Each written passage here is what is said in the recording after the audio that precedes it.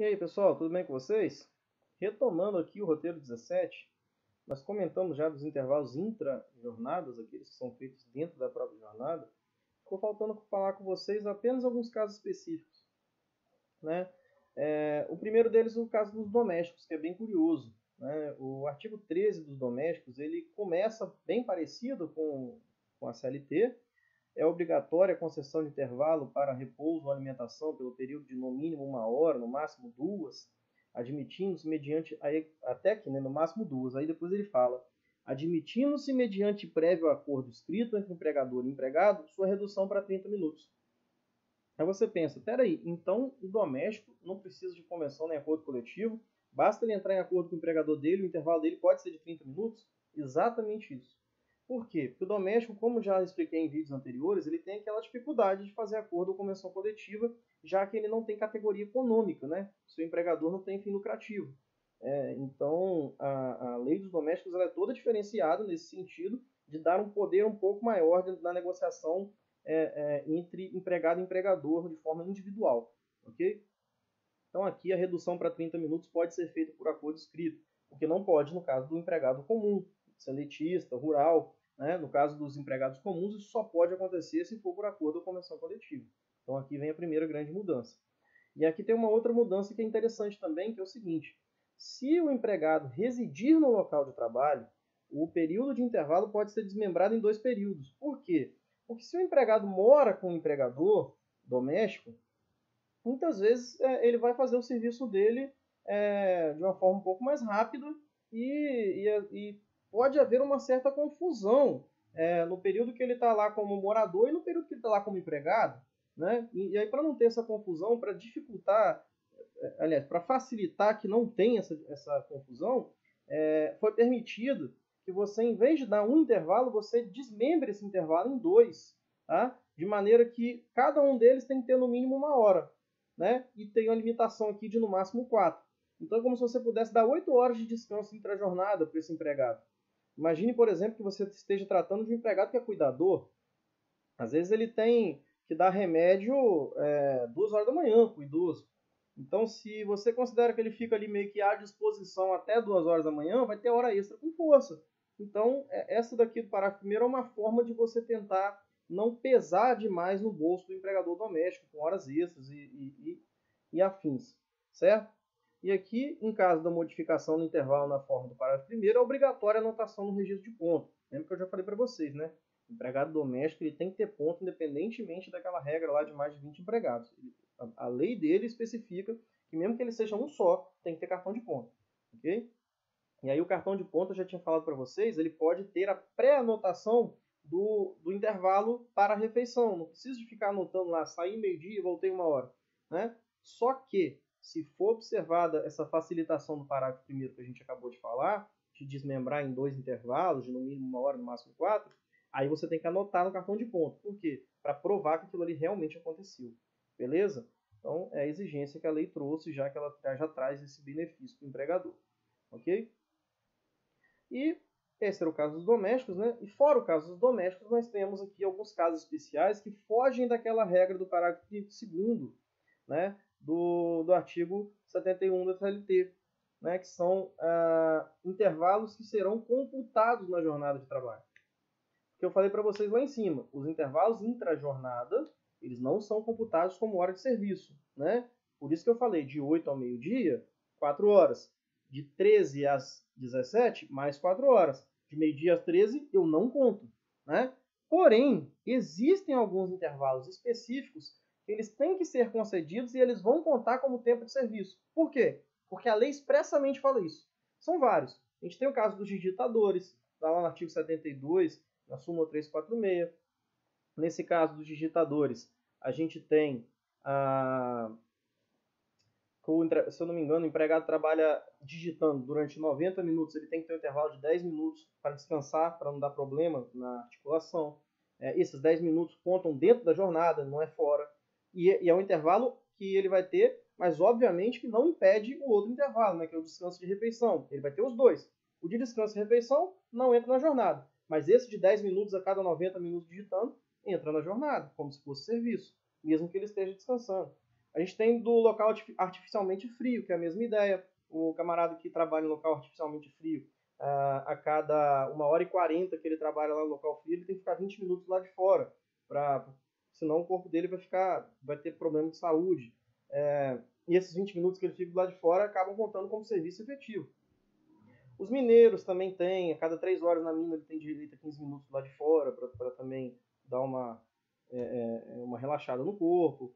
Empregados de telefonia também tem o seu intervalo específico que conta como jornada. A mulher em fase de alimentação, o artigo 396 CLT traz para a gente que quando ela está na fase de amamentação até os 6 meses de idade da criança, ela tem direito a 2 intervalos, um no primeiro período, antes do intervalo de refeição, e um no segundo período, depois do intervalo de refeição, cada um deles de 30 minutos para amamentar. E esses 30 minutos são considerados como serviço efetivo. Né? O médico tem seu intervalo também, que é específico. Enfim, todos esses intervalos que eu citei aqui, eles vão acontecer além do intervalo para refeição, certo? O intervalo para refeição desses camaradas não computa na jornada, mas esses intervalos específicos vão computar, beleza? Porque a lei fala expressamente dessa maneira, ok? E assim a gente finaliza o que a gente tinha para falar de intervalos intra-jornada, dentro da jornada. E agora nós podemos falar do outro intervalo, que é o intervalo interjornada, ou seja, entre uma jornada e outra. E aqui percebam, entre uma jornada e outra, entre um dia e outro de trabalho, nós temos que ter um período de descanso também. A gente não é máquina para terminou uma jornada já entrar em outra embolando, né? Então a gente tem que ter um período mínimo. Esse período mínimo, tanto para o empregado urbano quanto para o empregado rural, é o mesmo, é de 11 horas consecutivas de descanso. Isso significa que, se eu terminei de trabalhar meia-noite, eu só posso trabalhar no outro dia depois das 11 da manhã. Eu tenho que ter 11 horas consecutivas de descanso, ok? E aí a gente tem essa previsão no artigo 66 da CLT e naquele artigo 5º lá da Lei dos Rurais também. Se vocês olharem no iníciozinho do roteiro, vocês vão reparar que no finalzinho ele fala dessas 11 horas. Né? E o artigo 66 diz o seguinte: entre 2 jornadas de trabalho, haverá um período mínimo de 11 horas consecutivas para descanso. O que nos traz a seguinte dúvida: e se o empregador não usar essas 11 horas? Por exemplo, o cara trabalhou até meia-noite num dia, no outro dia ele começou a trabalhar às 9. Quer dizer, entre a jornada anterior e a jornada atual, só tiveram 9 horas. Faltaram 2. Essas 2 não, 2, né? 9 mais 2, 11. Então, essas 2 que faltaram para dar 11, elas serão pagas como extra? Então, essa é uma dúvida que se tinha. E até 95, nós tínhamos a súmula 88 do TST que dizia o seguinte, que o desrespeito ao intervalo mínimo de 2 turnos de trabalho, sem importar excesso na jornada efetivamente trabalhada, não dá direito a qualquer ressarcimento ao trabalhador, por se tratar apenas de infração sujeita a penalidade administrativa. Ou seja, o TST entendia, até 95, que se você fizesse, se o empregador não concedesse esse intervalo de 11 horas, ele levaria multa do Ministério do Trabalho, mas ele não teria problema com o empregado. Acontece que essa súmula 88 foi cancelada em 95, e aí, por via reflexa, o TST passou a entender que, sim, o empregado tem direito à hora extra. Então, nesse caso que eu falei para vocês, o cara terminou meia-noite, começou às 9 horas da manhã, só teve 9 horas de intervalo entre uma jornada e a outra. Então, ele vai ter direito a 2 horas extras. Ok? Por quê? Porque eram as 2 que faltaram para dar 11.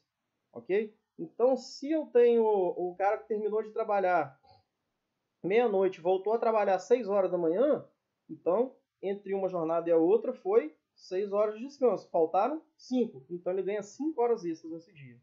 Beleza? E essa que é a lógica. Agora, uma situação curiosa é que o TST ele fez o seguinte raciocínio. Quando eu falo de descanso, cada descanso tem a sua importância. A gente viu nos fundamentos da limitação de jornada que os fundamentos não são só biológicos, são de econômicos, são de questão de segurança, questão de lazer, né, sociais. Então, os fundamentos da limitação de jornada são muitos. E aí, para a gente ter uma efetiva aplicação da limitação da jornada, um efetivo descanso por parte do trabalhador, eu não posso confundir os descansos. Eu tenho que fazer com que todos convivam ao mesmo tempo. Não é porque o cara tirou férias que ele não vai ter direito mais ao descanso semanal durante o ano. Não é porque o cara teve descanso semanal que ele não vai ter direito ao repouso, alimentação. Então, assim, um descanso, ele não pode anular o outro. Osório, eu não estou entendendo onde você quer chegar. Imagine o seguinte, o cara trabalha até meia-noite do sábado. Beleza? E o domingo é o descanso semanal dele. Descanso semanal de 24 horas remuneradas. E ele volta a trabalhar na segunda-feira, 6 horas da manhã. Olha que curioso. Entre sábado e segunda, deu muito mais de 11 horas, concordam? Porém, eu estou falando que deu mais de 11 horas porque eu estou contando domingo. Mas o domingo já era um dia de descanso. Então o TST ele pensa o seguinte, quando você tiver o fim de uma jornada e o início da próxima, entre o fim de uma e o início da próxima tiver o descanso semanal, eu não vou considerar o descanso semanal. Ou seja, o cara trabalhou até meia-noite do sábado. É como se o domingo não existisse e depois de sábado já viesse segunda. E se a gente fizer esse raciocínio, se depois de sábado vem segunda, ele trabalhou até meia-noite de sábado, começou às 6 da manhã na segunda, então ele só deu um intervalo de 6 horas entre uma jornada e outra. Osório, mas teve as 24 domingo. Esquece as 24 domingo. Quer dizer que ele tem direito a 5 horas extras. É isso, inclusive, que o TST sumulou. Eu trouxe para vocês aqui, né? A súmula número 110 do TST, ela fala sobre isso. No regime de revezamento, as horas trabalhadas em seguida ao repouso semanal de 24 horas, com prejuízo do intervalo de 11 horas consecutivas para descanso entre jornadas, devem ser remuneradas como extraordinárias, inclusive com respectivo adicional. Quer dizer, o TST ele não só volta atrás daquele entendimento da súmula 88, como também diz o seguinte, um descanso não anula o outro. Quer dizer, do sábado para segunda-feira, se o seu descanso semanal for o domingo, você não vai ter que dar um descanso de 11 horas. Você vai ter que dar um descanso de 35 horas. Por quê? As 11 de uma jornada para outra, mais as 24 do descanso semanal. E aí eu estou usando domingo porque ele é normalmente o nosso dia de descanso semanal. Mas poderia ser qualquer outro dia. Né? Se o seu descanso semanal, por exemplo, é na terça, então entre segunda e quarta tem que ter um intervalo de no mínimo 35 horas. 11 de uma jornada para outra, mais as 24, né, da terça-feira. Ok? Então, esse é o raciocínio do TST. O empregador não pode dar mole com isso. Senão ele vai ter que pagar hora extra. Perfeito? No mais, sobre descansos interjornada, é basicamente isso que a gente tinha para falar mesmo. Ok? E aí a gente já pode passar para o nosso penúltimo descanso e encerrar esse roteiro 17. Por que penúltimo? Porque o roteiro 18 nós vamos falar só de descanso anual, só de férias. Beleza? Então, antes das férias, seguindo a ordem aí, crescente, né? Já falamos do intervalo intra-jornada, dentro da jornada. Já falamos do intervalo interjornada, entre uma jornada e outra. E agora vamos passar para o intervalo semanal, né? Aquele do descanso semanal remunerado. E aqui a gente já vai aproveitar para pincelar sobre os feriados, porque eles estão previstos na mesma lei. A própria CLT, na verdade, já traz disposições sobre descanso semanal remunerado, mas a CLT é de 43. Em 49, uma lei específica foi criada, inclusive nessa lei estão os feriados nacionais, né, para falar sobre repouso semanal e feriados. Então, de certa forma, como ela é uma lei posterior e ela praticamente repetiu a CLT, mas acrescentou situações de descanso semanal, ela acabou substituindo a CLT nesse ponto. Então, quando a gente fala de repouso semanal remunerado ou descanso semanal remunerado, quando a gente fala de feriados, a gente não vai diretamente na CLT. A gente vai buscar, primeiramente, a Lei 605 de 1949, certo? E ela garante um repouso de 24 horas a cada 6 dias trabalhados, e esse repouso tem que ser de preferência aos domingos. E ela começa logo no artigo 1º falando sobre isso. Todo empregado tem direito ao repouso semanal remunerado de 24 horas consecutivas, preferentemente aos domingos, e, nos limites das exigências técnicas das empresas, nos feriados civis e religiosos, de acordo com a tradição local. Tá? Então, aqui a gente vê que já no artigo 1º, a gente tem uma disposição... Um bichinho pousou em mim aqui, desculpa, gente.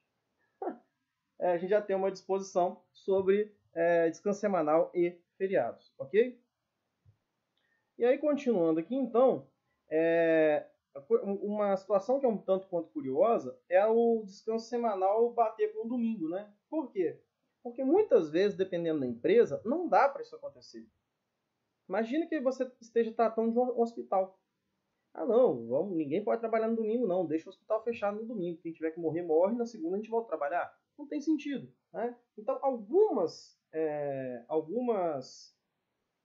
ramos, né, de atividade comercial não tem como parar só porque é domingo. Aí o que acontece? Nesses casos, aí a gente pode até ir na CLT, porque a CLT ela trata de uma tentativa de fazer com que as pessoas não percam o domingo. Então fala o seguinte, já que você tem que trabalhar domingo, não bota todo mundo para trabalhar ao mesmo tempo, faz escala de revezamento, né? Porque aí, de certa forma, algumas pessoas vão perder alguns domingos, óbvio, mas pelo menos elas não perdem todos do mês. E aí a gente pode dar uma olhadinha no artigo 67 da CLT, ele fala no parágrafo único, nos serviços que exijam trabalho aos domingos, com exceção quanto aos elencos teatrais, será estabelecida escala de revezamento, mensalmente organizada e constando de quadro sujeito à fiscalização. Então, assim, de certa forma, para os homens, o revezamento ele acabaria fazendo com que o homem trabalhasse apenas 2 domingos no mês, né? Considerando aí que o mês tem em média 4 domingos, 2 ele trabalharia, 2 ele não trabalharia, né? Para as mulheres, inclusive, isso foi estabelecido de uma forma um pouco mais rígida. O artigo 386 diz o seguinte: havendo trabalho aos domingos, será organizada uma escala de revezamento quinzenal que favoreça o repouso dominical. Ou seja, a mulher não pode trabalhar 2 semanas seguidas em domingos, né? O homem pode, 2 domingos sim, 2 domingos não. Ou então um domingo sim, um domingo não. Agora a mulher não. A mulher necessariamente deveria ser quinzenal. Um sim, um não, um sim, um não, para fazer esse revezamento. Beleza? Mas aí veio a Lei da Liberdade Econômica, em 2019, né? Foi a lei que regulamentou aquela medida provisória da liberdade econômica, e ela trouxe vamos dizer assim, um relaxamento dessas normas da CLT sobre o domingo. E aí o artigo 3º diz o seguinte: são direitos de toda pessoa natural ou jurídica, essenciais para o desenvolvimento e o crescimento econômico do país, observado o disposto no parágrafo único do artigo 170 da Constituição. 2. Desenvolver atividade econômica em qualquer horário ou dia da semana, inclusive feriados, sem que para isso esteja sujeito a cobranças ou encargos adicionais. Observados, letra C, a legislação trabalhista. Então veja bem, a Lei da Liberdade Econômica diz o seguinte: pode trabalhar em feriado domingo, sim, desde que observada a lei trabalhista. O que ela quer dizer é observada a lei trabalhista quanto a pagamento. Porque quanto a poder ou não, fazer escala ou não, a tentativa aqui era dizer o seguinte: cada um trabalha no domingo se quiser. Você conversa com o seu empregado e se decide. Né?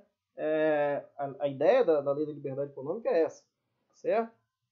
Para dar mais liberdade para o comércio de funcionar aos domingos, se quiser. Né? Aí tem toda aquela discussão de Estado laico, os domingos é aquela questão mais religiosa. Por outro lado, também você tem a inserção da pessoa na sua comunidade, e a gente sabe que o Brasil é um país que, sua maioria, é um país cristão, então, de população, né, lógico. E aí você também, botando todo mundo para trabalhar aos domingos, você vai ter um enfrentamento com liberdade religiosa e tudo mais. De qualquer maneira, a gente tem esse embate e nesse momento a gente teve essa modificaçãozinha aqui, que é uma tentativa de flexibilizar para que as empresas possam trabalhar domingos, certo? Sem que fiquem por conta dessa escala rígida da CLT, ok? Enfim, o próprio Ministério da Economia ele tem suas tabelas de qual tipo de comércio que pode funcionar aos domingos, qual que não pode. Isso, inclusive, foi alargado. Enfim, para você saber se a sua empresa deve ou não funcionar aos domingos, com que tipo de escala, o empresário ele deve buscar, junto ao Ministério da Economia, inclusive, os provimentos sobre esse tipo de assunto, porque eles têm lá quais que são os que podem, quais são os que não podem, como funcionariam as tabelas, e aí ele não vai ter nenhum tipo de surpresa. Beleza? Então, voltando aqui então para a ideia do descanso semanal, o descanso semanal é o seguinte: costumo brincar, nem Deus trabalhou mais de 6 dias seguidos, né? Então o ser humano também não precisa. Deus trabalhou 6 dias e descansou no 7º, foi isso que a Bíblia fala? Então, aí o legislador falou a mesma coisa, em 49. Se o cara trabalhar 6 dias, ele descansa 1. E esse dia de descanso vai ser pago, não vou descontar do salário dele. né? Agora, se o camarada me falta durante a semana, ele já descumpriu a jornada dele, eu vou tirar esse dia, não vou pagar esse dia, vou descontar do salário dele, e mais, ele não vai ter descanso semanal remunerado, não tem direito a descanso semanal remunerado, ele vai perder o valor do descanso semanal remunerado. Na prática, a maioria dos empregadores acaba não descontando o domingo, desconta só o dia que a pessoa faltou. Lógico que eu estou falando, gente, de falta injustificada, tá? Mas na prática, a pessoa costuma descontar só o que o cara faltou, não desconta o domingo junto. Porém, em tese, ele pode. Olha o que o artigo 6º da Lei 605 diz para a gente. Não será devida remuneração quando, sem motivo justificado, o empregado não tiver trabalhado durante toda a semana anterior, cumprindo integralmente seu horário de trabalho. Quer dizer, se você falta, você vai perder direito ao seu descanso semanal. Beleza? E sobre a não concessão, né, desse descanso, se você mandar a pessoa trabalhar 7 dias seguidos, o que acontece? Se a pessoa trabalhar 7 dias seguidos, não tem erro. Tem que pagar o descanso semanal em dobro. Ou seja, o domingo vai ser pago em dobro. Ok? Não é com adicional de 100%, gente. É em dobro. Beleza? Ah, matematicamente dá na mesma. Tá, mas a lei não fala isso. A lei fala que pagamento é em dobro. Ok? Agora, se você quiser fazer a pessoa trabalhar os domingos e não pagar em dobro, tem como? Tem como. Desde que você tire um outro dia da semana para dar o descanso. Então, por exemplo, eu estou fazendo uma escala de revezamento na minha empresa. O funcionário ele trabalha 2 domingos sim, 2 não. Naquela semana que ele trabalhou os 2 domingos sim, naquelas 2 semanas, em vez de eu dar o descanso no domingo, eu dou na sexta, por exemplo. Então, sexta-feira você não trabalha. Então, se você fizer isso dentro da mesma semana, não tem problema nenhum. Você não vai pagar o domingo em dobro, ok? Agora, se você deixar o cara trabalhar 7 dias seguidos e quiser dar o descanso depois na outra semana, não, trabalha 7 dias seguidos aqui, na semana que vem eu deixo você 2 dias descansando. Não vale, tá? Vai ter que pagar em dobro do mesmo jeito. Para não pagar em dobro, você tem que tirar o dia do domingo e compensar em outro dia, tá? Os feriados também funcionam assim. Você pode combinar com o seu empregado o seguinte, olha, você vai trabalhar esse feriado, mas na semana que vem, na terça-feira, por exemplo, você não precisa trabalhar. Por quê? Para compensar o feriado que você trabalhou. E aí você também não vai pagar em dobro, porque os feriados têm a mesma consequência. Trabalhou feriado, paga em dobro. A não ser que você compense esse trabalho em outro dia. Ok? E é isso, inclusive, que a gente pode extrair desses artigos 8º e 9º da Lei 605. Excetuados os casos em que a execução do serviço for imposta pelas exigências técnicas das empresas, é vedado o trabalho em dias feriados, civis e religiosos, garantido, entretanto, aos empregados a remuneração respectiva, observados os dispositivos dos artigos 6º e 7º dessa lei. Artigo 9º. Nas atividades em que não for possível, em virtude de exigências técnicas das empresas, a suspensão do trabalho, nos dias feriados, civis e religiosos, a remuneração será paga em dobro, salvo se o empregador determinar outro dia de folga. Beleza? Então dá para você compensar tanto os domingos quanto os feriados, se você der outro dia de folga. Mas no caso dos domingos, tem que ser na mesma semana. Não adianta ser na semana que vem. É isso que a orientação jurisprudencial do TST número 410 traz para a gente. Ó, viola o artigo 7º, inciso 15 da Constituição, que é o artigo que fala de descanso semanal também, a concessão de repouso semanal remunerado após o 7º dia consecutivo, importando seu pagamento em dobro. Quer dizer, quer dar descanso no lugar do domingo? Dá, mas dá na mesma semana. Se for depois, na outra semana, já não vale mais. Vai ter que pagar em dobro do mesmo jeito. Beleza? Enfim, sobre os descansos interjornada e semanal, era basicamente isso que eu tinha para falar para vocês. A gente vai ficando por aqui. Próximo vídeo a gente vai falar de férias. Um grande abraço, fiquem em paz e que o Senhor vos acompanhe.